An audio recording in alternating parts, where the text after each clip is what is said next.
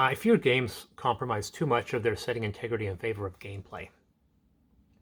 Thankfully, with pen and paper role playing, the game master can alter the details of their game as they see fit. Something I do with each and every game I run, which is why games like Amethyst exist. The truth is that game settings on their own allow the telling of game stories, and game stories are limited by game mechanics and thus are incapable of narratives on the scale of movies or novels. Okay, I know that may read as being inflammatory, but there's a good reason why there's never been a hugely successful game to movie adaptation with the weird sole exception of Paul Anderson's Mortal Kombat and maybe Detective Pikachu.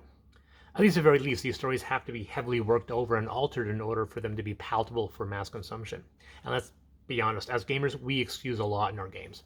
I'll even make another inflammatory comment by saying that many games think good settings are all that matters and that a solid setting equates a good story. Well, in truth, they are exclusive. Too often I've seen people praise titles with good setting but no story to speak of. So let's break down these types of stories so I can explain my point better.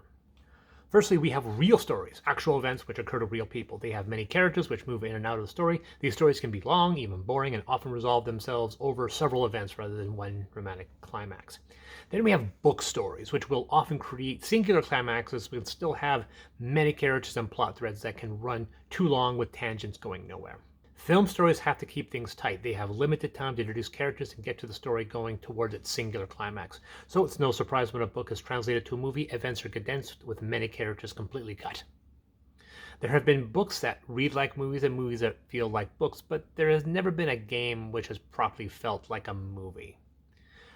Sure, some have tried, but they've, in my opinion, all failed, coming off as melodramatic and campy, like every Metal Gear Solid.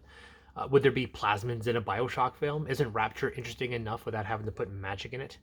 I'm sure many game masters have thought and even attempted to write their campaign as a novel. I have. Wasn't easy, was it? The smart ones realized that compromises are expected. You can't have a story about a party of magic-wielding heroes bordering on beautification, fighting with sword and staff against a dragon. When translating from tabletop to word processor, suddenly it all reads a little cheesy. There was a good reason why Jackson limited the use of magic in his Middle-earth films. Who remembers a D&D movie where fireball-spewing wizards squared off against armies of red dragons? Sure, it sounds cool, but it looked stupid. This extends from storytelling to the visuals of a game as well. I was worried about the Warcraft film. On one side, I had a lot of faith in Duncan Jones. I adored Moon and felt that if anyone could handle a Warcraft film, it was him.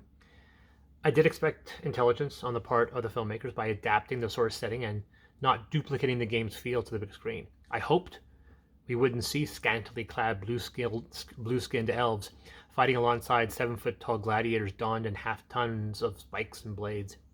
I hoped to not find 100 magic-wielding fighters fishing by the side of a river. Even taking Blizzard's lauded cinematics into account, it wouldn't transition without some measure of alteration to the canon. The end result was not great. A muddled compromise to settle fans and entice new viewers ended up alienating both. It's not like it's a gilded setting worthy of everlasting worship. As a form of scrutinized literature, I wouldn't put Warcraft above Greenwood's Forgotten Realms books, maybe even Dragonlance. And this is the same with most games Blizzard makes. Diablo 3's story was awful, though not as frustratingly melodramatic and corny as the stories told in StarCraft. Zergal speaking English? Yeah, I'll buy that. Looking at my own game and my attempt to write a novel based on my old campaign, only a few scraps of the original campaign survived the various edits. The character names survived, but their personalities went through numerous revisions. 2 action scenes made it through. Most everything else was thrown out.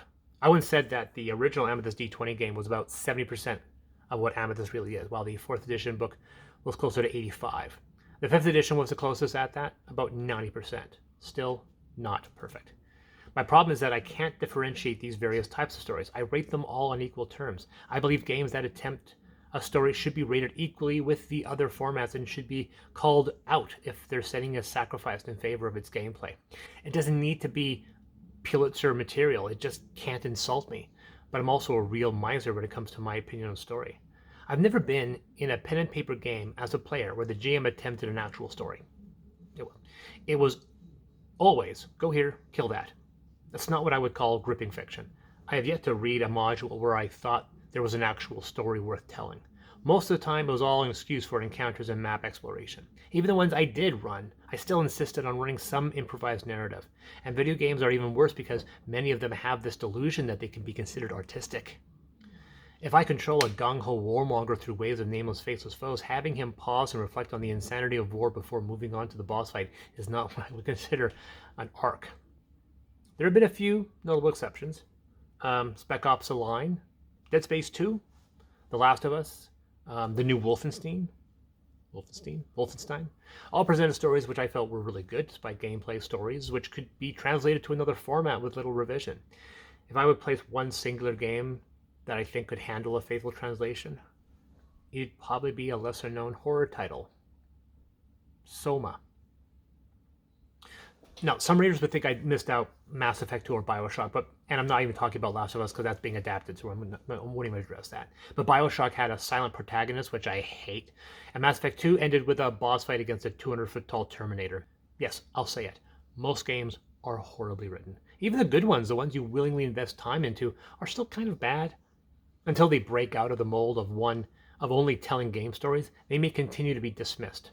This is a curse I feel pen and paper game masters can avoid, and many do. I am sure some GMs out there have told amazing stories, only experienced to a blessed few. Just remember that when writing a novelization, leave Magic Missile out. Anyway guys, like and subscribe. This has been Chris from Deus Ex Machina.